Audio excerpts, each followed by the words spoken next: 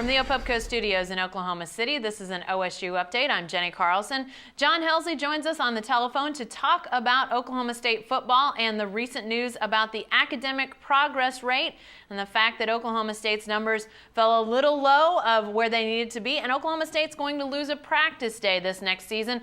John, let's talk about what's happened here and what sort of impact it's going to have on the Cowboys. Have they decided what's next, how they're going to approach this day of practice that they're going to have to take off every week?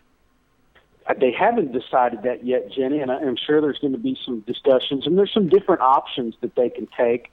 They have a very light Sunday practice as it is. The team gets Mondays off, but they usually come in on Sunday. They get treatment. They watch some film, and they go through a light workout. Maybe that's a day that they could do away with.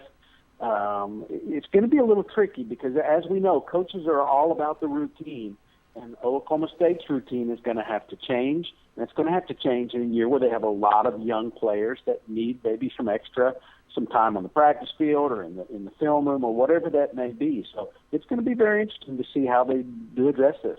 Well, John, clear things up just a hair, because I've heard from some people that have said, what does this entail? Is this meeting time? Is this film time? As you mentioned, like on Sunday, for example, they watch film, they get treatment. Could those sort of things still happen if they didn't get on the practice field?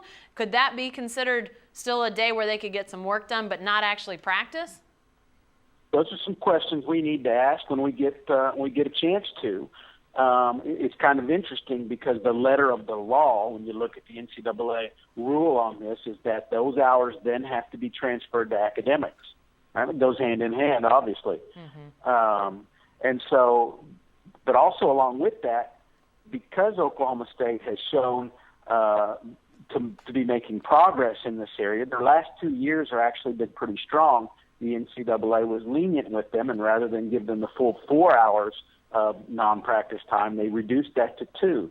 And so maybe there's some other allowances in there, but we haven't had a chance really to talk to people there and to see how they're going to do this going forward. Well, and questions that are left unanswered at this point, but one that we know is that this is likely to only affect Oklahoma State for this upcoming season, the 2014 season. Why is that, John? Why is the suspicion that you're not going to see a carryover into the 15 season or beyond?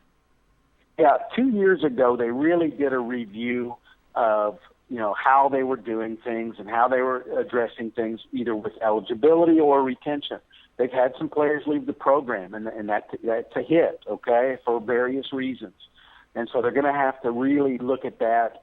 Obviously, academics are something that I think they're always on top of.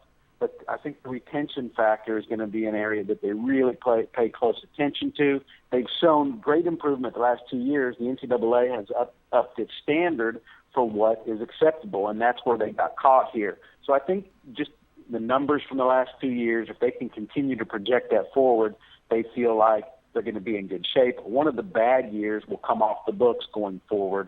And so, remember now, they had a large senior class. Retention should get a nice boost. And if those guys took care of things in the classroom, then they should be in good shape. Now, John, lastly, something that you've sort of come across in your reporting that maybe has impacted those APR numbers when you talk about retention is guys being at the end of their career or deciding that they're going to go pro, being left on scholarship, but then not necessarily going to class. What's the issue here, and is that something that could potentially be resolved moving forward?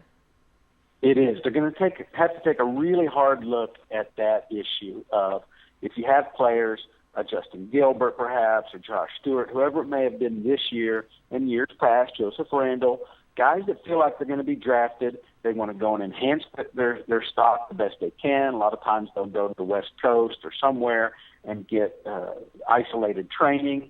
And so they're left on scholarship and they're enrolled in classes, and yet they take a hit if they don't finish the semester out online or whatever that may be.